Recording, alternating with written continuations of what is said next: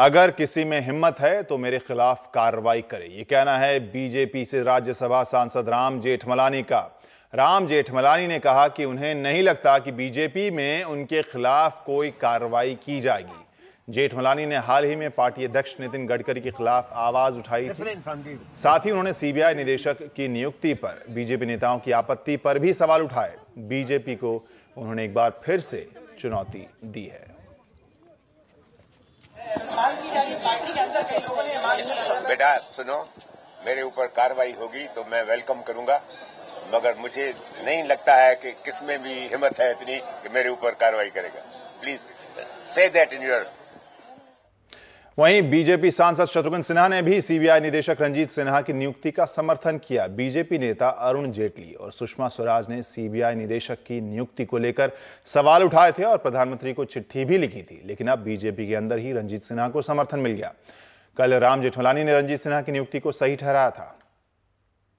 रंजीत सिन्हा जिनकी बहाली अभी बतौर निर्देशक हुई है सीबीआई के, उनकी बहाली सुप्रीम कोर्ट के द्वारा गठित कमेटी की ओर से हुई है। दूसरी बात, सुप्रीम कोर्ट की कमेटी के तरफ से उनका निर्णय हुआ, सिलेक्शन हुआ, चयन हुआ रंजीत सिन्हा का बतौर निर्देशक सीबीआई के।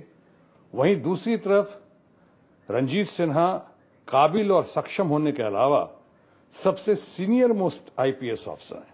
उनका सिलेक्शन, उनको बतौर निर्देशक के तौर पे सीबीआई में उतारना, बिल्कुल भारत सरकार ने फेयर और ट्रांसपेरेंट मैनर में काम किया। इसमें कहीं कोई शक की गुंजाइश नहीं। हमारे सहयोगी अखिलेश शर्मा अब हमारे साथ मौजूद है। अखिलेश, थोड़े दिन पहले हमने उमा भारती को राम जेठमलानी के खिलाफ ही ये बयान देते हुए सुना था कि उनकी कोई हैसियत नहीं है पार्टी में, चाहे राम जेठमलानी हो या उनके बेटे हों। अब राम जेठमलानी कह रहे हैं कि किसी की हिम्मत नहीं है पार्टी के भीतर कि उनके खिलाफ कोई कार्रवाई करे। आखिर हो क्या रहा है ये बीजेपी में? नहीं, देखिए क्रांति, जो हमारी जानकारी है उसके मुताबिक कल शाम को ही इस बात का फैसला हो गया था कि राम जेठमलानी को पार्टी से सस्पेंड करना है, लेकिन आखिरी मौके पर बीजेपी ने इसकी घोषणा करने से अपने आप को रोक लिया। उसके बाद आज फिर राम जेठमलानी ने खुले तौर पर पार्टी को चुनौती दी है कि अगर उसमें दम है तो वो उनके खिलाफ कार्रवाई करके दिखाए। और अब जो जानकारी मिल रही है उसके मुताबिक बीजेपी ने इस बात की पूरी संभावना है कि अब से कुछ देर बाद जो बीजेपी के प्रवक्ता हैं शाहनवाज हुसैन, वो 7:30 बजे पत्रकारों से बात करने वाले हैं। इस बात की पूरी संभावना है कि वो राम जेठमलानी के खिलाफ कोई कड़े कदम की घोषणा कर सकते हैं। लेकिन महत्वपूर्ण बात यह भी है क्रांति की कल शाम को 4:30 बजे दिल्ली में बीजेपी मुख्यालय पर बीजेपी के संसदीय बोर्ड की बैठक बुलाई गई है। बीजेपी का संसदीय बोर्ड पार्टी का सर्वोच्च डिसीजन मेकिंग बॉडी है। इसकी कल 4:30 बजे बैठक बुलाई गई है। हमें इस बात की जानकारी मिली है कि न सिर्फ राम जेठमलानी बल्कि शत्रुघ्न सिन्हा और यशवंत सिन्हा, जिन 3 नेताओं ने लगातार न सिर्फ पार्टी अध्यक्ष नितिन गडकरी के खिलाफ बयान दिए हैं, बल्कि अब ये जो नया मोर्चा खोला है सीबीआई निदेशक की नियुक्ति को लेकर, इस बारे में पार्टी का पार्लियामेंट्री बोर्ड कड़ाई से विचार करके कोई बड़ा कदम उठा सकता है, जिसमें कि तीनों ही नेताओं के खिलाफ कोई कड़ी कार्रवाई भी पार्टी की ओर से की जा सकती है। इस बात की जानकारी मिल रही है। लेकिन अखिलेश, यहाँ पर सवाल ये भी उठ रहा है कि जो पार्टी अपने कार्डर बेस अनुशासन की बात लगातार कहती जा रही है और कई मुद्दों पर हाल फिलहाल में उस किरकिरी का सामना करना पड़ा है, किरकिरी हुई है पार्टी के, ऐसे में राम जेठमलानी के खिलाफ अगर कल कार्रवाई होनी थी तो कल क्यों नहीं बीजेपी नेता इस तरह की कोई कार्रवाई हुई और आज उन्होंने चुनौती तक दे डाली? देखिए, कई वजह है इसकी क्रांति, क्योंकि राम जेठमलानी को शायद बीजेपी की जरूरत नहीं है, बल्कि बीजेपी के कई नेताओं को राम जेठमलानी की जरूरत है। लगातार सुप्रीम कोर्ट में एक के बाद एक, चाहे वो नरेंद्र मोदी का मामला हो या फिर अमित शाह का मामला हो या फिर राजस्थान के पूर्व मंत्री राजेंद्र राठौड़ का मामला हो, इन तमाम मामलों में राम जेठमलानी पैरवी करते रहे हैं।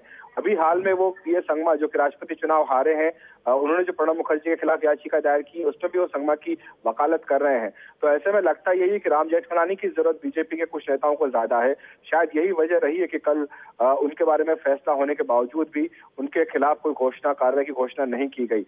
लेकिन महत्वपूर्ण बात यह भी है कि बीजेपी के भीतर आज ऐसा लग रहा है कि नेतृत्व के नाम पर बिल्कुल शून्य है, क्योंकि जो पार्टी अध्यक्ष नितिन गडकरी हैं, खुद उनके भविष्य को लेकर बीजेपी कार्यकर्ताओं को पता नहीं है कि वो अपना मौजूदा कार्यकाल पूरा कर पाएंगे या नहीं कर पाएंगे, या पार्टी उन्हें दोबारा अध्यक्ष बनाएगी या नहीं बनाएगी। तो ऐसा लग रहा है कि न सिर्फ बीजेपी में शीर्ष नेतृत्व पर अभाव है, शून्य है, बल्कि कोई पार्टी पार्टी के ऊपर के भीतर कोई फैसला करने वाला भी हो, ऐसा भी पार्टी के भीतर अभी दिख नहीं रहा है। शुक्रिया अखिलेश शर्मा, हमारे सहयोगी जानकारी दे रहे थे कि आखिर राम जेठमलानी के इस आत्मविश्वास के पीछे क्या वजहें हो सकती हैं और साथ में पार्टी बीजेपी के सामने फिलहाल क्या चुनौती है।